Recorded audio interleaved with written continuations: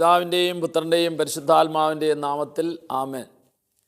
കരങ്ങൾ കൂപ്പി കണ്ണടച്ച് കർത്താവിൻ്റെ വചനം ശ്രവിക്കുവാനും വചനത്തിലൂടെ ദൈവിക ചിന്തകൾ നമ്മൾ നിറയുവാനും നമ്മുടെ മനസ്സിൻ്റെ ഭാരങ്ങളും ദുഃഖങ്ങളും നൊമ്പരങ്ങളും എല്ലാം ശ്രവിക്കുന്ന വചനത്തിലൂടെ കർത്താവ് കഴുകി നല്ല ബോധ്യങ്ങൾ സ്വീകരിച്ച് നമ്മുടെ ജീവിതത്തെ കൂടുതൽ ദൈവാനുഗ്രഹത്താൽ നിറയ്ക്കുവാനും പരിശുദ്ധാത്മാവ് നമ്മുടെ ചിന്തയും മനോഭാവത്തെ എല്ലാം നയിക്കുവാനും ഈശോയെ ഞങ്ങളെ സഹായിക്കണമേ.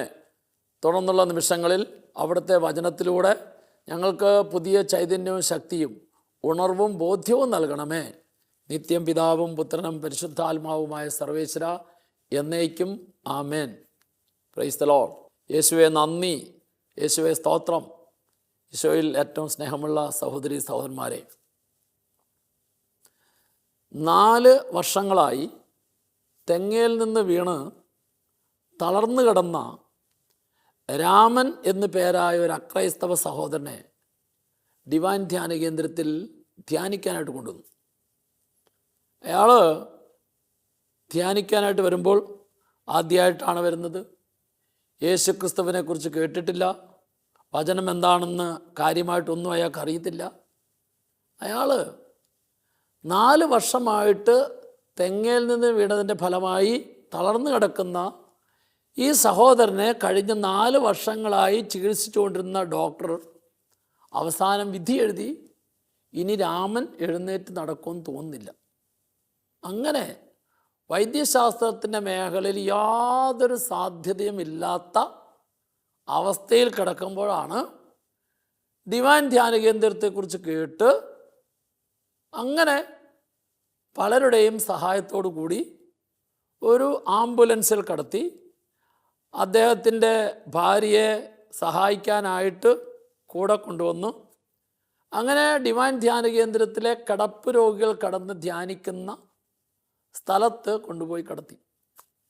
സ്നേഹമുള്ളവരെ, കിടപ്പ് രോഗികൾക്ക് കിടന്ന് വചനം കേൾക്കാനും കർത്താവിനെ ആരാധിക്കാനും എല്ലാം നല്ല സൗകര്യമുണ്ട്.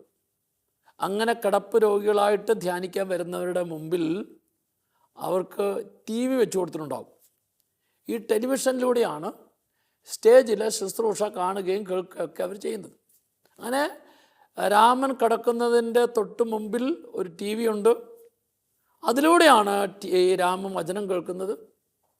ആദ്യമായിട്ടാണ് ഈശോയെക്കുറിച്ച് കേൾക്കുന്നത്. ഈശോയെക്കുറിച്ച് കേൾക്കും തോറും രാമൻ്റെ ഉള്ളിൽ വലിയൊരു ആഗ്രഹമായി. യേശുവിലുള്ള വിശ്വാസം അവന് വർദ്ധിക്കാനായിട്ട് തുടങ്ങി. അവൻ യേശുവിൻ്റെ നാമം വിളിച്ച് പ്രാർത്ഥിക്കാൻ തുടങ്ങി. യേശുവിൽ വിശ്വസിച്ച് യേശുവിനെ ആരാധിക്കാൻ തുടങ്ങി. അങ്ങനെ ധ്യാനത്തിൻ്റെ 2-ാം ദിവസം, അന്ന് ക്രിസ്ത്യാനികളായിട്ടുള്ള എല്ലാവരും അനുദപിച്ച് കുമ്പസാരിക്കാൻ പോകുന്ന ദിവസം, നല്ല കുമ്പസാരം നടത്തുന്ന ദിവസം, രാമൻ അക്രൈസ്തവനായതുകൊണ്ട് അവന് കുമ്പസാരിക്കാൻ സാധിക്കില്ല. എന്നാൽ അക്രൈസ്തവരായിട്ടുള്ളവർക്ക് പാപമോചന ശുശ്രൂഷയും കഴിഞ്ഞ നാളുകളിലെ തെറ്റിനെ ഓർത്ത് അനുദപിച്ച് യേശുവിനോട് തൻ്റെ പാപങ്ങൾ മുഴുവൻ ഏറ്റുപറഞ്ഞ് അങ്ങനെ വിശ്വാസത്തിൽ പാപക്ഷമ സ്വീകരിക്കുന്ന ഒരു അനുഭവം, അതാണ് അക്രൈസ്തവർക്ക് ധ്യാന ദിവസങ്ങളിൽ മറ്റുള്ളവർ കുമ്പസാരിക്കാനായിട്ട് പോകുമ്പോൾ ലഭിക്കുന്നതായിട്ടുള്ള അനുഭവം. പക്ഷേ അവനിങ്ങനെ കേട്ടു, നിൻ്റെ പാപങ്ങൾ മുഴുവൻ ക്ഷമിച്ച് നിൻ്റെ രോഗങ്ങൾ കർത്താവ് സുഖപ്പെടുത്തണമെങ്കിൽ നിന്നെ വേദനിപ്പിച്ച, നീ വേദനിപ്പിച്ച സകല വ്യക്തികളോടും ക്ഷമിച്ച് ക്ഷമ ചോദിച്ച് രമ്യപ്പെട്ടാൽ മാത്രമേ നിൻ്റെ പാപങ്ങൾ കർത്താവ് മോചിക്കുള്ളൂ. നിൻ്റെ പാപം മോചിച്ച് കിട്ടിയാൽ മാത്രമേ നിൻ്റെ രോഗം സുഖപ്പെടുകയുള്ളൂ. നിൻ്റെ നഷ്ടങ്ങളെല്ലാം ലാഭമായി മാറുകയുള്ളൂ. നിൻ്റെ പരാജയങ്ങളെല്ലാം വിജയമായി മാറുകയുള്ളൂ. നിൻ്റെ തകർച്ചകളെല്ലാം ഉയർച്ചയായി മാറുകയുള്ളൂ. അപ്പോൾ ദൈവത്തിന് ഒരു രോഗിയിൽ ഇടപെടണമെങ്കിൽ, തകർന്ന വ്യക്തിയിൽ ഇടപെടണമെങ്കിൽ, ജീവിതത്തിൻ്റെ വ്യത്യസ്തമായ കാര്യങ്ങളാൽ പരാജയപ്പെട്ട ഒരു വ്യക്തിയുടെ ജീവിതത്തിൽ ദൈവത്തിന് ഇറങ്ങി വരണമെങ്കിൽ, ആ വ്യക്തിയുടെ ജീവിതത്തിൽ ആരോടെങ്കിലും ഇഷ്ടക്കുറവോ സ്നേഹക്കുറവോ ഉണ്ടെങ്കിൽ അവരോട് ക്ഷമിച്ച് ക്ഷമ ചോദിച്ച് രമ്യതയിലേക്ക് വന്നാലേ എൻ്റെ പാപം മോചിച്ച് കിട്ടുകയുള്ളൂ. അപ്പോൾ ഈ ഒരു ബോധ്യം ശക്തമായിട്ട് ഈ രാമൻ്റെ മനസ്സിൽ പതിഞ്ഞപ്പോൾ ഒരു കാര്യം അവന് മനസ്സിലായി. അതായത് കുറേ നാളുകളായിട്ട് ഈ രാമനും അവൻ്റെ അനുജനും തമ്മിൽ കടുത്ത വൈരാഗ്യത്തിലാണ്. വസ്തുവിൻ്റെ പേരിൽ വീതം വെച്ചപ്പോൾ, കുടുംബസ്വത്ത് വീതം വെച്ചപ്പോൾ അത് തമ്മിൽ ഉണ്ടായ തർക്കമാണ് വെറുപ്പായി, വൈരാഗ്യമായി. ഈ രാമൻ സഹോദരനെതിരായിട്ട് പല കോടതിയിലും കേസും കൊടുത്തിട്ടുണ്ട്. അപ്പോൾ രാമൻ മനസ്സിലായി, എൻ്റെ പാപം ക്ഷമിച്ചു കിട്ടണമെങ്കിൽ, എൻ്റെ രോഗം സുഖപ്പെടണമെങ്കിൽ ഞാനും എൻ്റെ സഹോദരനും തമ്മിലുള്ള മാനസികമായിട്ടുള്ള അകൽച്ച മാറ്റിയാലേ ദൈവം ഇടപെടുകയുള്ളൂ. അവൻ എന്ത് ചെയ്തു? അവൻ തൻ്റെ മൊബൈൽ ഫോണിൽ നാളുകളായിട്ട് സംസാരിക്കാത്ത അനുജനെ ഫോണിൽ വിളിച്ചു. എന്നിട്ട് അവൻ ഇങ്ങനെ പറഞ്ഞു, ഞാനിങ്ങനെ ഡിവൈൻ ധ്യാന കേന്ദ്രത്തിൽ ധ്യാനിച്ചുകൊണ്ടിരിക്കുകയാണ്. എനിക്കൊരു കാര്യം മനസ്സിലായി, ഞാനും നീയും തമ്മിലുള്ള എല്ലാ വഴക്കിൻ്റെയും പിന്നിലെ കാരണക്കാരൻ ഞാൻ മാത്രമാണ്. എനിക്ക് തെറ്റിപ്പോയി, അതുകൊണ്ട് നീ എന്നോട് ക്ഷമിക്കണം. ഇത്രയും പറഞ്ഞിട്ട് അവൻ അടുത്ത് ഇങ്ങനെ പറയുകയാണ്, ഞാൻ ഇവിടെ ധ്യാനം കഴിഞ്ഞ് സൗഖ്യം പ്രാപിച്ച് കിട്ടിയാൽ ഞാൻ ഏറ്റവും ആദ്യം നിൻ്റെ അടുക്കൽ വന്ന് ഞാൻ ഈ പറഞ്ഞ കാര്യമെല്ലാം നേരിട്ട് നിന്നോടൊന്ന് പറഞ്ഞോളാം. നിനക്ക് വസ്തുവിൻ്റെ കാര്യത്തിൽ എന്താണോ തർക്കമായിട്ടുള്ളത്, നീ പറയുന്നത് പോലെ ഞാൻ നിനക്ക് വസ്തു വീതിച്ച് തന്നോളാം. നീ എന്നോട് ക്ഷമിക്കണം, നീ എന്നോട് ക്ഷമിക്കണം. ഇനി എനിക്ക് നടന്നു വരാനായിട്ട് സാധിച്ചില്ലെങ്കിൽ ഞാൻ ഈ പറഞ്ഞ കാര്യങ്ങളെല്ലാം എൻ്റെ മകനെ കൊണ്ട് ഞാനത് നിനക്ക് നടത്തി തന്നോളാം. നീ എന്നോട് ക്ഷമിക്കണം. ഇങ്ങനെ പൊട്ടി പൊട്ടി കരഞ്ഞുകൊണ്ട് ഫോണിലൂടെ അനുജനോട് ക്ഷമിക്കണം ക്ഷമിക്കണം എന്ന് പറയുമ്പം കുറച്ച് സമയമായിട്ട് അനുജൻ്റെ ഇങ്ങോട്ട് ഒച്ചയൊന്നും കേൾക്കുന്നില്ല. അപ്പം ജ്യേഷ്ഠൻ വീണ്ടും ചോദിച്ചു, ഞാൻ പറയുന്നത് കേൾക്കുന്നുണ്ടോ? സ്നേഹമുള്ളവരെ, അപ്പോൾ ഫോണിൻ്റെ അങ്ങേ തലയ്ക്ക് നിൽക്കുന്ന അനുജൻ ആ ഫോണിലൂടെ കരയുന്ന ശബ്ദമാണ് കേൾക്കുന്നത്. അതെ, രണ്ടു പേരും അന്ന് വരെ ഉള്ളിലുണ്ടായിരുന്ന വെറുപ്പും വൈരാഗ്യവും എല്ലാം ഏറ്റുപറഞ്ഞ് മാനസികമായിട്ട് വലിയൊരു സ്നേഹത്തിലും ഐക്യത്തിലുമായി. രാമൻ്റെ മനസ്സ് വളരെയധികം സ്വതന്ത്രമായി. തൻ്റെ പാപം മുഴുവൻ കർത്താവ് ക്ഷമിച്ചു. വലിയ സന്തോഷമായി. തുടർന്ന് ധ്യാന ദിവസങ്ങളിൽ നന്നായിട്ട് വചനം കേട്ട് പ്രാർത്ഥിക്കുക. ധ്യാനത്തിൻ്റെ വ്യാഴാഴ്ച ദിവസം രാത്രിയിൽ ആന്തരിക സൗഖ്യ ആരാധന നടന്നുകൊണ്ടിരിക്കുകയാണ്. ഈ ആന്തരിക സൗഖ്യ ആരാധന അൾത്താരയിലെ തിരുവോസ്തിയിൽ നിറഞ്ഞു നിൽക്കുന്ന യേശുവിനെ രാമൻ കാണുന്നത് തൻ്റെ തൊട്ട് മുമ്പിൽ ഉള്ള TV-യിൽ നിറഞ്ഞു നിൽക്കുന്ന തിരുവോസ്തി രൂപനായ കർത്താവ്. ഇവൻ ആ യേശുവിലേക്ക് നോക്കി അവനെങ്ങനെ യേശുവിനെ വിളിച്ച് പ്രാർത്ഥിച്ച് സ്തുതിച്ച് കിടക്കുകയാണ്. അങ്ങനെ അവൻ കുറേ സമയം അങ്ങോട്ട് നോക്കി യേശുവിനെ വിളിച്ച് പ്രാർത്ഥിച്ച് സ്തുതിച്ച് കിടക്കുമ്പോൾ ആ തിരുവോസ്തിയിൽ നിന്നും അവൻ്റെ കണ്ണുകൾ കൊണ്ട് അവൻ കാണുന്നു, ജീവിക്കുന്ന യേശു അവിടെ നിന്നിറങ്ങി നടന്ന് അവൻ കിടക്കുന്നതിൻ്റെ തൊട്ട് മുമ്പിൽ അവൻ്റെ മുഖത്തേക്ക് നോക്കി നിൽക്കുകയാണ്. തൻ്റെ മുഖത്തേക്ക് നോക്കി നിൽക്കുന്ന യേശുവിനെയാണ് രാമൻ അവൻ്റെ കണ്ണുകൾ കൊണ്ട് കാണുന്നത്. ഉടനെ രാമനോട് ഈശോ സംസാരിക്കുന്നപ്പോൾ അവന് തോന്നി, നീ നിൻ്റെ 2 കൈയും കട്ടിലേൽ കുത്തി എഴുന്നേറ്റിരിക്കുക. അവൻ യേശുവാണ് തന്നോട് പറയുന്നത്, വിശ്വസിച്ചു. യേശു പറഞ്ഞതുപോലെ അവൻ ചെയ്തു. അവൻ 2 കൈയും കട്ടിലേൽ കുത്തി എഴുന്നേറ്റിരിക്കാൻ നോക്കി. അവൻ നന്നായിട്ട് എഴുന്നേറ്റിരിക്കാൻ സാധിക്കുന്നു. ഉടനെ അടുത്ത സ്വരം അവൻ കേൾക്കുകയാണ്, നീ നിൻ്റെ 2 കാലുകളും കട്ടിലിന് പുറത്തേക്കിട്ട് ആ കാലുകൾ നീ എഴുന്നേറ്റ് നിൽക്കുക. യേശുവാണ് പറയുന്നത്. അവൻ യേശുവിനെ അല്ലാതെ വേറെ ആരെ കാണുന്നില്ല. യേശുവിൻ്റെ ശബ്ദമല്ലാതെ വേറെ ആരും അവൻ കേൾക്കുന്നില്ല. അവൻ ആ യേശു പറഞ്ഞതുപോലെ കട്ടിലിന് പുറത്തേക്ക് 2 കാലുകൾ ഇട്ടിട്ട് അവൻ എഴുന്നേറ്റ് നിൽക്കാനായിട്ട് നോക്കി. അവന് നന്നായിട്ട് എഴുന്നേറ്റ് നിൽക്കാനായിട്ട് സാധിക്കുന്നു. അവൻ്റെ ഉള്ളിൽ സന്തോഷമായി. മൂന്നാമത്തെ സ്വരം അവൻ കേൾക്കുക. തൊട്ടപ്പുറത്ത് മാറി അവനെ ശുശ്രൂഷിക്കാനായിട്ട് നിന്നിരുന്ന ഭാര്യ അവിടെ നിന്ന് അൾത്താരയിലേക്ക് നോക്കി ആരാധനയിൽ ഈശോനെ വിളിച്ച് പ്രാർത്ഥിച്ച് സ്തുതിച്ചുകൊണ്ട് നിൽക്കുക. അങ്ങനെ മുട്ടുകുത്തി സ്തുതിച്ചുകൊണ്ടിരിക്കുന്ന ആ ഭാര്യനെ കാണിച്ചിട്ട് പറയാണ്, നീ നടന്നു പോയി നിൻ്റെ ഭാര്യനെ തോണ്ടി വിളിക്കുക. അവൻ 1 സ്റ്റെപ്പ് 2 സ്റ്റെപ്പ് 3 സ്റ്റെപ്പ് എടുത്ത് നോക്കി നന്നായിട്ട് നടക്കാനായിട്ട് സാധിക്കുന്നു. അങ്ങനെ നടന്നു പോയി അൾത്താരയിലേക്ക് നോക്കി പ്രാർത്ഥിച്ചു കൊണ്ടിരിക്കുന്ന ഭാര്യനെ തോണ്ടി വിളിച്ചപ്പോഴാണ് തൻ്റെ ഭർത്താവിന് കർത്താവ് നൽകിയ അത്ഭുതകരമായ രോഗസൗഖ്യത്തെക്കുറിച്ച് അവൻ്റെ ഭാര്യ പോലും അറിയുന്നത്. Praise the Lord. സ്നേഹമുള്ളവരെ, ആ ആഴ്ചയിലെ ധ്യാനത്തിൽ രോഗസൗഖ്യം കിട്ടിയതായ വ്യക്തികൾ സ്റ്റേജിൽ വന്ന് സാക്ഷ്യപ്പെടുത്തിയപ്പോൾ ഈ സാക്ഷ്യപ്പെടുത്തിയ രാമൻ്റെ ജീവിതം കണ്ട് എല്ലാവരും അത്ഭുതപ്പെട്ടു. രാമൻ പറഞ്ഞു, 4 വർഷമായിട്ട് തെങ്ങയിൽ നിന്ന് വീണ് തളർന്നു കിടന്ന എന്നെ ഇന്നലെ രാത്രി ആന്തരിക സൗഖ്യ ആരാധന സമയത്ത് യേശു വന്നു എന്നോട് ഇങ്ങനെയെല്ലാം പറഞ്ഞു. എനിക്ക് പൂർണ്ണ ആരോഗ്യവും സൗഖ്യം കിട്ടി. ഇത് എനിക്ക് ലഭിക്കാൻ കാരണം ഞാനും എൻ്റെ അനുജനും തമ്മിലുള്ള വസ്തു തർക്കത്തിൻ്റെ പേരിൽ ഉണ്ടായ വെറുപ്പും വൈരാഗ്യവും ഞാൻ കുമ്പസാരത്തിൻ്റെ അന്ന് ഫോണിലൂടെ വിളിച്ച് അനുജനുമായിട്ട് രമ്യപ്പെട്ട് അനുജൻ പറയുന്നത് പോലെ എൻ്റെ വസ്തു മുഴുവൻ ഞാൻ വീതിച്ചു കൊടുത്തേക്കാമെന്ന ആ ഉറപ്പ് ഞാൻ ഈശോയുടെ മുമ്പിൽ എടുത്തപ്പോഴാണ് ഈശോ എനിക്ക് ഈ അത്ഭുതകരമായ സൗഖ്യം തന്നത്. Praise the Lord. സ്നേഹമുള്ളവരെ, കർത്താവിൻ്റെ വചനം തരുന്ന ഉറപ്പ്, ഒന്നാമത്തെ ഉറപ്പ് ഇതാണ്. ഒരു വാഗ്ദാനവും വാഗ്ദാനത്തിൻ്റെ കൂടെ ഉറപ്പും, ഒരു വാഗ്ദാനവും വാഗ്ദാനത്തിൻ്റെ കൂടെ ഉറപ്പും. അതാണ് യാക്കോബ് ശ്ലീഹ എഴുതിയ ലേഖനം 5-ാം അധ്യായത്തിൻ്റെ 16-ാം തിരുവചനം.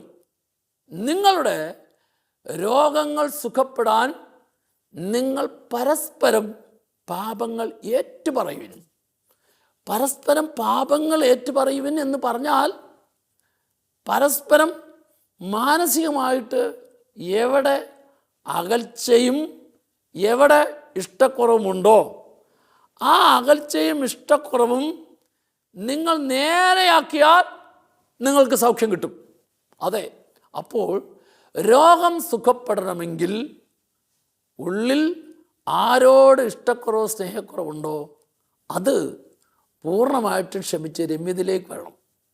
സ്നേഹമുള്ളവർ, സാധാരണ എല്ലാ ധ്യാന കേന്ദ്രങ്ങളും, പ്രത്യേകിച്ച് ഞാൻ കണ്ടിട്ടുള്ളത് ഡിവൈൻ ധ്യാന കേന്ദ്രത്തിൽ ധ്യാനിക്കാനായിട്ട് വരുന്ന ആൾക്കാരിൽ ഏറ്റവും കൂടുതൽ ദൈവം അത്ഭുതം പ്രവർത്തിക്കുന്ന ഒരു ദിവസം അത് കുമ്പസാരത്തിന് ശേഷമുള്ള ആരാധന നിമിഷങ്ങളിലാണ്.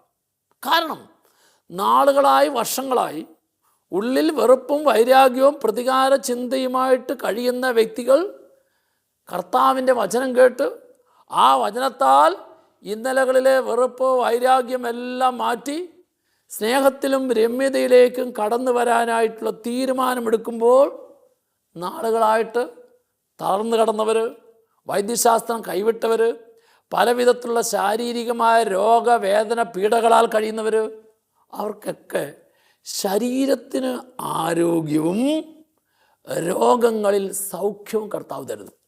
അതുകൊണ്ട് ഏത് രോഗിയും തൻ്റെ രോഗത്തിന് ഡോക്ടറുടെ അടുക്കൽ ചികിത്സിക്കാൻ പോകുന്നതിന് മുമ്പ് ഏതെങ്കിലും മാറാത്തതായ വേദന ഒരു വ്യക്തിയുടെ ശരീരത്തിൽ ഉണ്ടെങ്കിൽ ഏറ്റവും ആദ്യം പരിശോധിക്കേണ്ടത് എൻ്റെ ഉള്ളിൽ എനിക്കാരോടെങ്കിലും ഇഷ്ടക്കുറവോ വെറുപ്പോ വൈരാഗ്യമോ ഉണ്ടോ.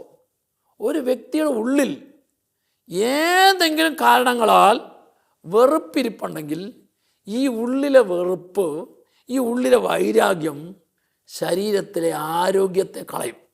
എന്ന് പറഞ്ഞാൽ ശരീരത്തിൽ രോഗമായി വേദനയായി അനുഭവപ്പെടും. Praise the Lord, praise the Lord.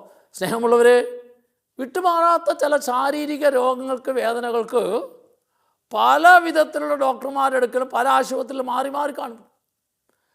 Scan ചെയ്യുന്നു, എക്സ്റേ എടുക്കുന്നു, ഇതെല്ലാം എടുത്തു കഴിഞ്ഞിട്ട് ശേഷം അവസാനം പരിശോധിക്കുന്ന ഡോക്ടർ പറയും, സ്കാൻ ചെയ്തപ്പോൾ വേദനയുണ്ട് എന്ന് പറഞ്ഞ് ശരീരഭാഗം ഓക്കെ. അവിടെ വൈദ്യശാസ്ത്രത്തിൻ്റെ കണ്ണുകൾക്ക് ഒരു രോഗകാരണം, വേദനയുടെ കാരണം കണ്ടുപിടിക്കാൻ സാധിക്കുന്നില്ല എന്ന് പറഞ്ഞാൽ ശരീരത്തിൽ അങ്ങനെ കുഴപ്പമില്ല, എന്നാൽ ഇയാൾക്കൊട്ട് വേദന മാറുന്നുമില്ല.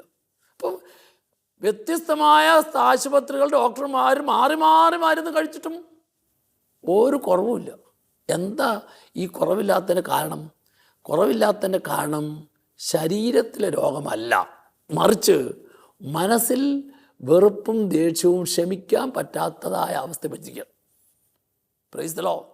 ചിലരുടെയൊക്കെ ശരീരത്തിൽ വിട്ടുമാറാത്ത ചില ചൊറിച്ചിലുകൾ, അതുപോലെ തന്നെ ചില അലർജി രോഗങ്ങൾ, പല വിധത്തിലുള്ള അലർജി രോഗങ്ങളുടെയും സോറിയാസിസ് പോലെയുള്ളതായ ചില വിട്ടുമാറാത്ത ശാരീരിക രോഗങ്ങളുടെയും എല്ലാം പിന്നിൽ ഈ ഒരു മനസ്സിലെ വെറുപ്പും വൈരാഗ്യമുണ്ട് എന്ന് ഞാൻ സൂചിപ്പിക്കുക. ഇതുകൊണ്ട് എല്ലാ വിധത്തിലുള്ള എല്ലാ അലർജിയുടെയും എല്ലാ വിധത്തിലുള്ള ശാരീരികമായ ചൊറിച്ചിലുടെ എല്ലാം കാരണം വെറുപ്പാണ്, വൈരാഗ്യമാണെന്ന് ഞാൻ പറയുന്നില്ല. പക്ഷേ ഒരു കാര്യം, ഏത് ശാരീരികമായ രോഗത്തിനും വേദനയ്ക്കും ചികിത്സയ്ക്കും ഡോക്ടർമാരെ, വൈദ്യശാസ്ത്രത്തെ സമീപിക്കുന്നതിന് മുമ്പ് നീ പരിശോധിക്കേണ്ടത് യേശുക്രിസ്തുവിൻ്റെ സ്നേഹത്തിൻ്റെ കണ്ണാടിയുടെ മുമ്പിൽ നിൻ്റെ മനസ്സിൻ്റെ തലത്തെ നീ ഒന്ന് പതിപ്പിക്കണം. നിൻ്റെ മനസ്സിൻ്റെ തലത്തെ, നിൻ്റെ ചിന്തയുടെ തലത്തെ, നിൻ്റെ ജീവിതത്തിൻ്റെ തലത്തെ, നിൻ്റെ ഇന്നലകളിലെ ജീവിത വഴികളുടെ തലത്തെ നീ ആ സ്നേഹത്തിൻ്റെ കണ്ണാടിയിൽ പതിപ്പിക്കുമ്പോൾ എവിടെയെങ്കിലും ശരീരഭാഗങ്ങളിൽ സ്കാൻ ചെയ്യുമ്പോൾ കാണുന്നത് പോലെയുള്ള ചില കറുപ്പുകൾ, ചില പോരായ്മകൾ, വൈകല്യങ്ങൾ ആ കണ്ണാടിയിലുണ്ടെങ്കിൽ, യേശുവിൻ്റെ സ്നേഹത്തിൻ്റെ കണ്ണാടിയിൽ നിൻ്റെ മനസ്സ് പതിയുമ്പോൾ ആ മനസ്സിൻ്റെ തലങ്ങളിൽ എവിടെയെങ്കിലും കറുപ്പ് കുത്തുകളോ പാടുകളോ ഉണ്ടെങ്കിൽ തിരിച്ചറിയുക, ഇന്നലകളിലെ മാനുഷിക ബന്ധങ്ങളിൽ എവിടെയോ ചില മാനസിക അകൽച്ചകളുണ്ട്. ഈ മാനസിക അകൽച്ചകൾ ശരിയാക്കാതെ നിൻ്റെ ശരീരത്തിലെ രോഗം മാറിയല്ല. നീ ആ മാനസിക അകൽച്ചകൾ ശരിയാക്കിയാൽ ചിലപ്പോൾ ഡോക്ടറെ പോയി കാണാതെ മരുന്ന് കഴിക്കാതെ തന്നെ നീ ശാരീരികമായും പൂർണ്ണമായിട്ടും ഓക്കെ ആകും, ആരോഗ്യവതി ആകും എന്നൊരു സത്യം ദൈവത്തിൻ്റെ വചനം നിന്നെ ഓർപ്പിക്കുകയാണ്. അപ്പോൾ ഒന്നാമത്തെ വാഗ്ദാനം ഉറപ്പിതാണ്, നീ ക്ഷമിച്ചാൽ നിൻ്റെ ശാരീരികമായ രോഗങ്ങൾ മുഴുവൻ കർത്താവ് സുഖപ്പെടുത്തും. Praise the Lord. രണ്ടാമത്തെ വാഗ്ദാനം കർത്താവ് തരുന്നത്, ഒരു മനുഷ്യ വ്യക്തിയുടെ പാപം മോചിക്കാനായിട്ട് യേശുക്രിസ്തുവിന് മാത്രമേ സാധിക്കുള്ളൂ.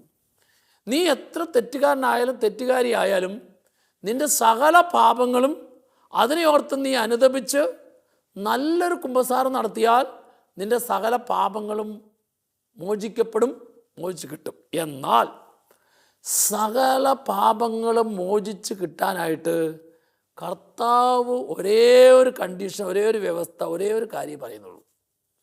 നീ എത്ര വലിയ പാപിയാണെങ്കിലും, നീ ചെയ്ത തെറ്റ് എത്ര വലുതാണെങ്കിലും, ആ തെറ്റിനെ ഓർത്ത് അനുദപിച്ച് നിന്റെ പാപം ഞാൻ ക്ഷമിച്ച് തരാം. പക്ഷെ വെറുതെ ഇരിക്കില്ല, ഒരു കണ്ടീഷൻ. ആ വ്യവസ്ഥയാണ് മത്തായിയുടെ സുവിശേഷം 6-ാം അധ്യായത്തിൻ്റെ 14-15 തിരുവചനം. വചനം പറയുന്നത് ഇങ്ങനെയാണ്: നിന്നോട് തെറ്റ് ചെയ്ത നിൻ്റെ സഹോദരനോട് നീ ക്ഷമിച്ചാൽ നിൻ്റെ തെറ്റുകൾ ഞാനും ക്ഷമിക്കും. നിൻ്റെ തെറ്റുകളുടെ കണക്ക് ഞാൻ നോക്കിയല്ല, എത്ര നാളായി എന്നുള്ളതായ ദൈർഘ്യം നോക്കിയല്ല, അതെന്തോരം ഖനമുള്ളതാണ് എന്നൊന്നും ഞാൻ തൂക്കി നോക്കിയല്ല, ഒന്നും ചെയ്യല. പക്ഷെ ഒരു കാര്യം നിൻ്റെ പാപം മുഴുവൻ ഞാൻ സൗജന്യമായിട്ട് നിനക്ക് ക്ഷമിച്ച് തരാം. പക്ഷേ നിന്നെ നീ വേദനിപ്പിച്ച സകല വ്യക്തികളോടും ക്ഷമിച്ച് ക്ഷമ ചോദിച്ച് രമ്യതയിലേക്ക് വന്നാൽ മാത്രമേ എനിക്ക് നിന്നോട് രമ്യപ്പെടാൻ സാധിക്കുള്ളൂ. നിൻ്റെ പാപം എനിക്ക് ക്ഷമിച്ചു തരാൻ പറ്റുള്ളൂ. നീ അവരോട് ക്ഷമിക്കുന്നില്ല എങ്കിൽ വചനം പറയാം, നിന്റെ സ്വർഗസ്ഥനായ പിതാവ് നിന്നോട് ക്ഷമിക്കുകയില്ല. എനിക്ക് വേണമെങ്കിൽ കുമ്പസാരിച്ചെന്ന് പറയാം, കുമ്പസാരം നടത്തിയെന്ന് പറയാം, ഞാൻ കുമ്പസാരിച്ചതുകൊണ്ട് വിശുദ്ധ കുർബാന സ്വീകരിക്കാനും ചിലപ്പോൾ പറ്റും. പക്ഷേ നിൻ്റെ കുമ്പസാരം കള്ളക്കുമ്പസാരമാണ്, നിൻ്റെ കുമ്പസാരം യോഗ്യതയില്ലാത്ത കുമ്പസാരമാണ്, നിൻ്റെ കുമ്പസാരം പാപം മോചിച്ച് കിട്ടാത്ത കുമ്പസാരമാണ്. എന്താ കാരണം? നിൻ്റെ ഉള്ളിൽ വെറുപ്പും വൈരാഗ്യവും, നീ ക്ഷമിച്ച് രമ്യതയിലേക്ക് വരാതെയാണ് നീ കുമ്പസാരിച്ചിരിക്കുന്നത്. കർത്താവിൻ്റെ വചനം പറയുകയാണ്, നീ സഹോദരങ്ങളുമായിട്ട് രമ്യതയിലേക്ക് വരാതെ, സഹോദരങ്ങളുടെ പാപം ക്ഷമിക്കാതെ നിൻ്റെ പാപം എനിക്ക് ക്ഷമിക്കാൻ പറ്റിയല്ല. ഇത് വചനത്തിലൂടെ കർത്താവും മനുഷ്യ വ്യക്തിയുടെ മനസ്സിൽ ബോധ്യപ്പെടുത്തുന്ന കാര്യം. ഈ തിരിച്ചറിവ് മനസ്സിലാക്കിയിട്ടും നീ ഉള്ളിൽ ദേഷ്യവും വെറുപ്പുമായിട്ടാണ്, സംസാരിക്കാത്ത മനസ്സുമായിട്ടാണ്, അകന്നു കഴിയുന്ന മാനുഷിക ബന്ധവുമായിട്ടാണ് നീ കുമ്പസാരിച്ചതെങ്കിൽ നീ നടത്തിയ കുമ്പസാരം പറയാനുള്ള കുമ്പസാരമാണ്, അനുഭവവേദ്യമാകുന്ന കുമ്പസാരമല്ല. നീ സ്വീകരിക്കുന്ന വിശുദ്ധ കുർബാന കാണിക്കാനുള്ള വിശുദ്ധ കുർബാനയാണ്, അനുഭവമുള്ള വിശുദ്ധ കുർബാനയല്ല. ഇനി ശ്രദ്ധിക്ക്, അങ്ങനെ കുമ്പസാരം നടത്തി അങ്ങനെ വിശുദ്ധ കുർബാന സ്വീകരിച്ചാൽ അതിൻ്റെ ദോഷവശം എന്താണെന്ന് വളരെ കൃത്യമായിട്ട് വചനം പറഞ്ഞു തരുന്നുണ്ട്. പൗലോസ് കൊറിന്തോസ്യർക്ക് എഴുതിയ 1-ാം ലേഖനത്തിൻ്റെ 11-ാം അധ്യായത്തിൻ്റെ 27 മുതലുള്ള തിരുവചനം, കർത്താവിൻ്റെ ശരീരം അയോഗ്യതയോടെ ഭക്ഷിക്കുകയും രക്തം പാനം ചെയ്യുകയും ചെയ്യുന്നവൻ, അടുത്ത വചനം എന്താ, തൻ്റെ തന്നെ ശിക്ഷാവിധിയാണ് ഭക്ഷിക്കുകയും പാനം ചെയ്യുകയും ചെയ്യുന്നത്. എന്തെന്നാൽ ഇങ്ങനെ ചെയ്തത് മൂലം നിങ്ങളിൽ ചിലർ ദുർബലരും രോഗികളും ചിലർ മരിച്ചു പോകാനും ഇടയായി തീർന്നതിൻ്റെ കാരണം, മരിച്ചു പോകുക എന്ന് പറഞ്ഞാൽ പാപത്തിലുള്ള മരണം, അതിൻ്റെ കാരണം ഇതാണ്. അതുകൊണ്ട് യോഗ്യതയില്ലാതെ വിശുദ്ധ കുർബാന സ്വീകരിക്കുന്നു. എങ്ങനെ യോഗ്യതയില്ലാതെ വിശുദ്ധ കുർബാന സ്വീകരിക്കുന്നു? ഉള്ളിൽ വെറുപ്പും വൈരാഗ്യവും ക്ഷമിച്ച് ക്ഷമചോദ്യ രമ്യതയിലേക്ക് വരാതെ ഒരു വ്യക്തി കുമ്പസാരിച്ചാൽ ആ കുമ്പസാരത്തിൽ യോഗ്യത കിട്ടുന്നില്ല. സ്നേഹമുള്ളവരെ, ഞാൻ 2 കാര്യങ്ങളാണ് പറഞ്ഞത്. ഒന്ന്, നീ ക്ഷമിച്ചാൽ നിൻ്റെ രോഗങ്ങളെല്ലാം സുഖപ്പെടും. ക്ഷമിച്ചില്ലെങ്കിൽ ഓരോ ആശുപത്രിയും മാറി മാറി പോകാമെന്നുള്ളതല്ലാതെ ശാരീരികമായ സൗഖ്യം കർത്താവിൻ്റെ ഭാഗത്തുനിന്ന് നിനക്ക് കിട്ടിയല്ല. രണ്ടാമത്തെ കാര്യം, നീ ക്ഷമിച്ചാൽ നീ ഏത് തെറ്റ് ചെയ്തെന്ന് കർത്താവ് നോക്കിയാല അതിനെ ഓർത്ത് അനുതപിച്ച് ക്ഷമിച്ച് ക്ഷമചോദിച്ച് രമ്യതയിലേക്ക് വന്ന് നല്ലൊരു കുമ്പസാരം നടത്തിയാൽ നിൻ്റെ സകല പാപങ്ങളും മോചിച്ച് കിട്ടും.